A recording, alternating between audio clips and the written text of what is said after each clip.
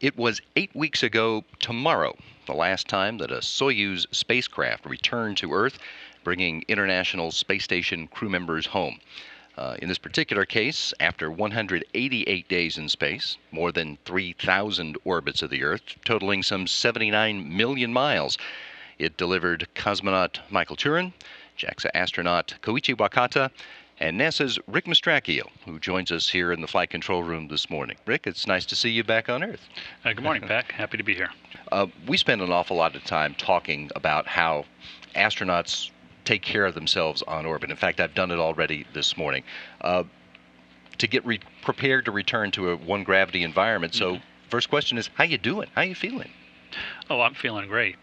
We exercise quite a bit on board Space Station, a couple hours a day. I pushed myself very hard in the hopes that it would make my life easier after I landed, and I think I was pretty successful. I felt a lot better than I expected. I thought it would take many weeks to feel good, but I had some vestibular for a couple hours. That went away pretty quickly, and in terms of muscle strength, my strength never didn't change from pre-flight, so I'm feeling pretty good. That is an improvement, I think, over much earlier in the station program, where astronauts came home and felt pretty crummy for quite a long time.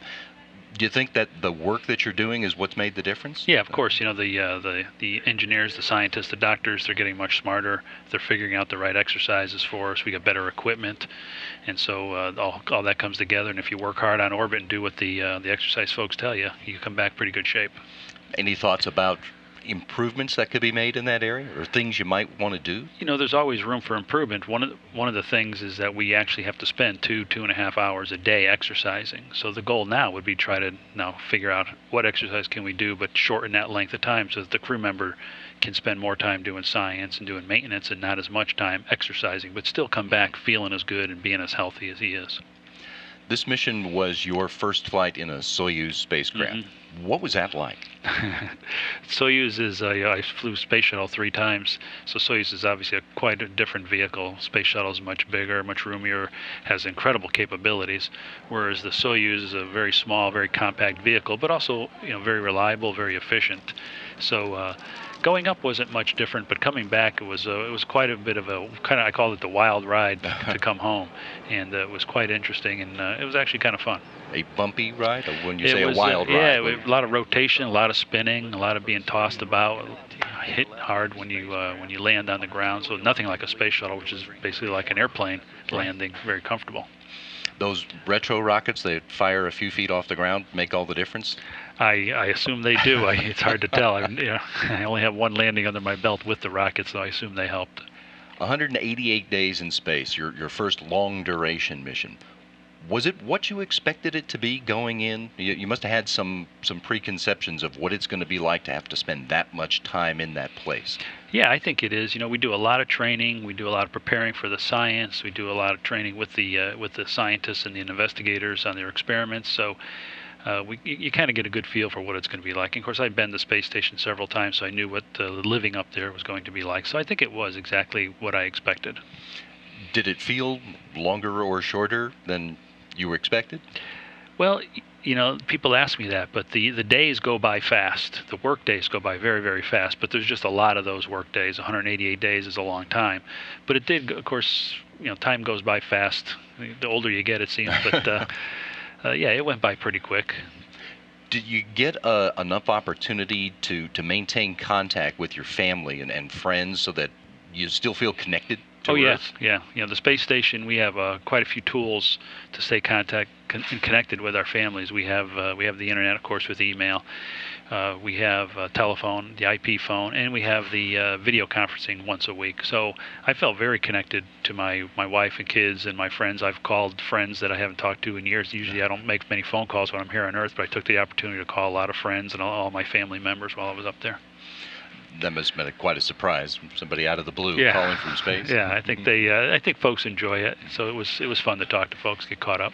Do you get to feel like you live there instead of just being visiting there? Oh yeah, you absolutely feel like you live there. I mean, you sleep there, you eat there, you work there, and on the weekends you're there. So you are there 24/7. So you absolutely feel like you're living there for a long time. What were the most memorable events for you from this flight? Like any space mission, the most memorable events are the dynamic events, the things like ascent and entry, the things like the spacewalks. We did several spacewalks, and of course the visiting vehicles. It was always a fun day when a visiting vehicle came. It brought food, it brought science, it brought equipment. So it was always a great day when a visiting vehicle came. We got to open the hatch to a new shiny vehicle. So all those events are obviously very memorable.